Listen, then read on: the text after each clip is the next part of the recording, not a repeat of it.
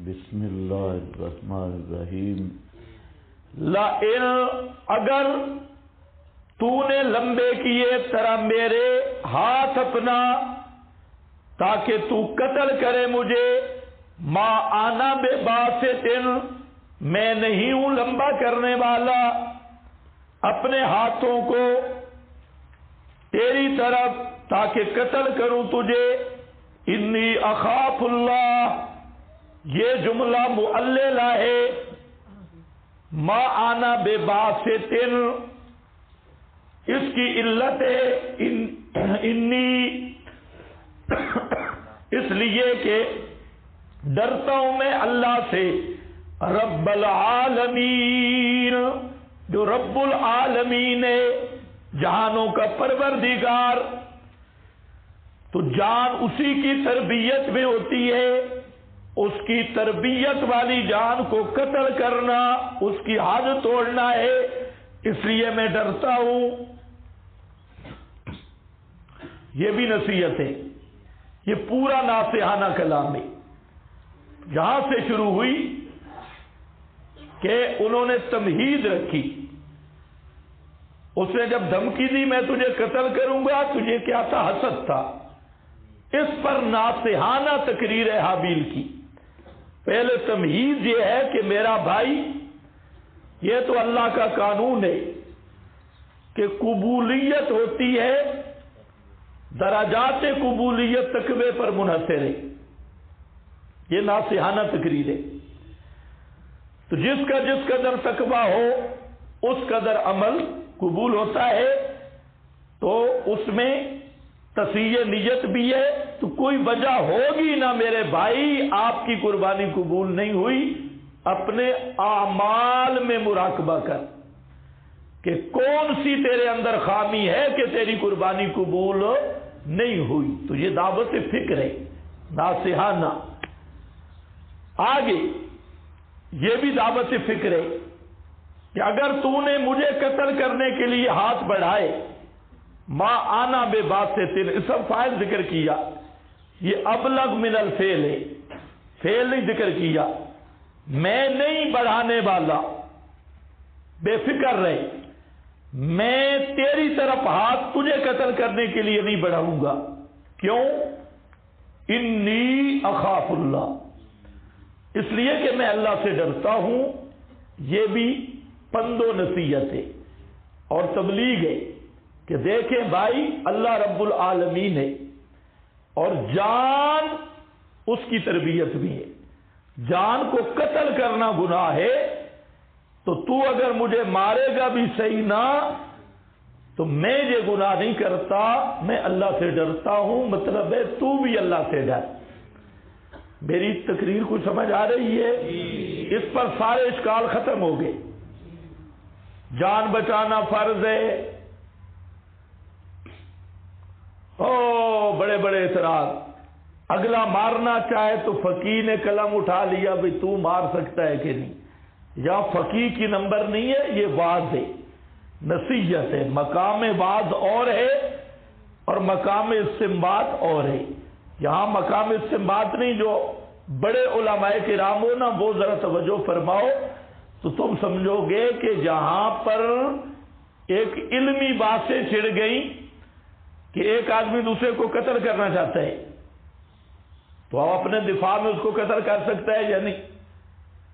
جان بچانا فرض ہے یا نہیں؟ پھر اس کے لمبے چوڑے جواب، اور یہ آدم کی شریعت معلوم ہی نہیں، اس میں تھا یا نہیں؟ بعض نے وہ روایت ساتھ لے آئی، مسلمان پہ ہتھیار اٹھائے قتل کرے، کلاہما فی النار، دونوں جہنمی ہیں، وہ حریص علی القتل تھا، یہ قاتل تھا۔ یہ ایک لمبی بات ہے اور وہ بات خود قابل بات ہے، یہ روایتیں بھی قابل بات ہے۔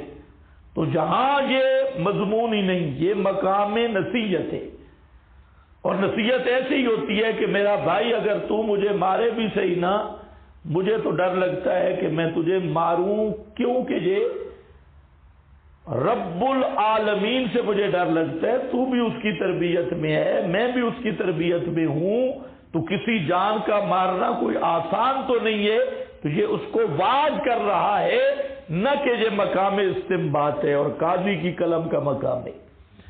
بے باسطن الیک لاقتلک انی اخاف اللہ رب العالمین. یہ بھی ترغیب اور ترہیب کا مضمون ہے. میں ڈرتا ہوں رب العالمین سے.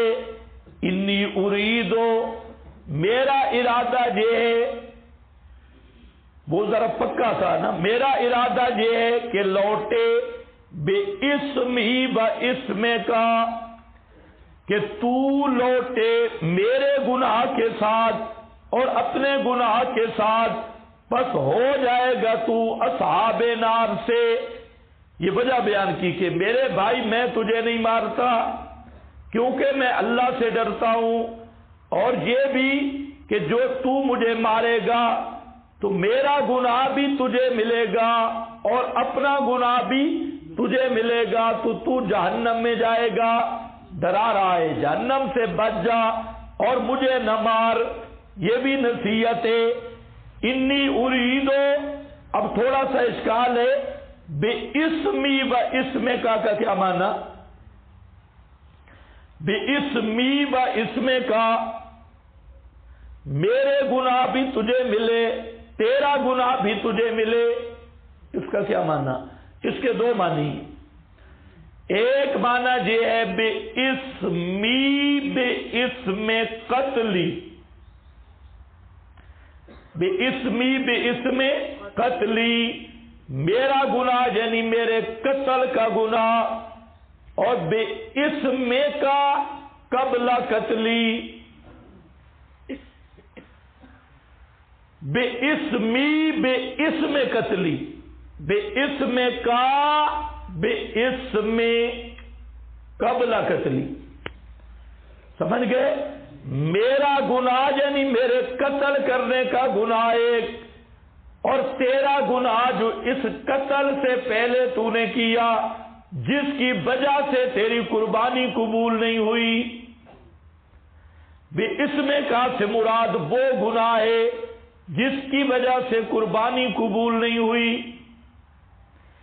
میرے قتل والا گناہ اور میرے قتل سے پہلے جو تیرا گناہ ہے جس کی وجہ سے قربانی قبول نہیں ہوئی، یہ دونوں گناہ تجھ پہ لوٹے. کچھ سمجھ آئیے میری بات؟ ایک توجیہ یہ ہے. دوسری توجیہ بڑی زبردست ہے.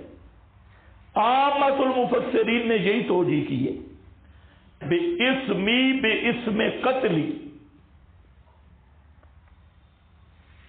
با اسم کا قبل قتلی. اور پہلے قتل سے گناہ کیا تھا؟ وہ جس میں اشارہ ہے یتقبل اللہ اور کوئی قصور تیرا ہے صحیح بابا جو تیری قربانی قبول نہیں ہوئی. اس اسم کا سے مراد وہ گناہ ہے جس کی وجہ سے قربانی قبول نہیں ہوئی. دوسری توجیہ ذرا سمجھو. ایک ضابطہ اور قانون ہے کہ قیامت کے دن حقوق العباد کی مکافات بدلہ اس صورت میں بھی ہوگا کہ جب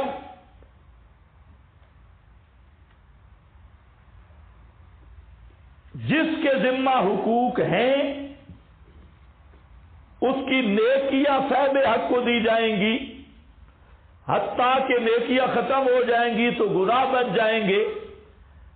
وہ گناہ بھی جو صاحب حق کے گناہ ہوں گے وہ اس ذمہ دار کو پلڑے میں ڈال دیے جائیں گے. تو یہاں پر بھی یہی مسئلہ ہے. یہ قتل بھی حقوق العباد سے بھی اس کا تعلق ہے. تو مطلب ہے کہ تو لوٹے میرے گناہ کے ساتھ بھی اور اپنے گناہ. اب مانا ہوگا کہ اس میں کا سے مراد ہے مجھے قتل کرنے کا گناہ، اور اس میں جب مکافات ہوگی قیامت کے دن تو میرے گناہ بھی تجھے دے دیے جائیں گے اور اپنے گناہوں کا بوجھ بھی تو اٹھائے گا. تو اس لیے میں یہ کام نہیں کرتا، تو کر. اگر جان اٹھاتا ہے تو جائے گا جہنم میں. ہاں بھائی، یہ بھی سمجھ آ گئی بزرگوں؟ اچھی طرح سمجھو. اب دیکھو یہ اشکال ختم. آپ کے پاس کیا لکھا ہے بھائی؟ اس میں قتلی من قتل کا ایایا. پچھلا حاشیہ انی پر حاشیہ ہے، وہ میں نے بیان کر دیا کہ یہ جملہ معلل ہے. اسی پر ہے اشارت الی کون الجملہ جملہ تعلیلیہ لما قبلہ وحادت تقریر آسن من کل ما یوجد فی التفاسیر. تھانوی صاحب اس انی کی کئی ترکیبیں کی گئی، لیکن یہ جو تفسیر اور تعبیر ہے سب سے بہتر ہے کہ اس کا ماقبل سے کیا بناؤ؟ معللہ. تو انا تعلیلیہ اس کو بولتی ہیں.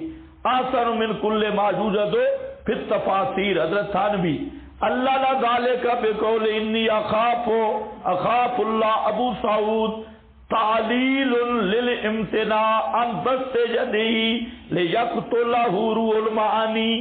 تو جہاں تفسیروں میں اور بھی اس کے کئی معمل ذکر کیے گئے، تو اس عبارت کی غرض ہے ترجیح ہو احد الاقوال. ایک قول کو ترجیح دینا مقصد ہے کہ جملہ معللہ ہے، باقی تفسیروں میں دیکھتے رہنا. اس کے بعد حاشیہ ہے بے اسم قتلی من قتل کا یا ابن جریر ابن عباس ابن مسعود اور ناس من اصحاب رسول اللہ. اے بے اسم قتلی ابن کثیر ان ابن عباس مجاہد ضحاک قتادہ سدی بے ایمان. اے بے اسم قتلی وہذا قول اکثر المفسرین معالم. یہی قول اکثر مفسرین کا ہے. سمجھ گئے کہ نہیں سمجھ گئے؟ ہاں. اور دوسری توجیہ جو میں نے کی وہ بھی سمجھ آ گئی. اس کی طرف ذہن ویسے نہیں گیا بزرگوں کا، لیکن وہ ضابطہ مکافات کی توجیہ ہے، اور وہ توجیہ بھی بالکل ٹھیک ہے. آگے فَتَكُونَ مِنْ أَصْحَابِ النَّارِ وَذَلِكَ جَزَاءُ الظَّالِمِينَ. یہی جزا ہے ظالموں کی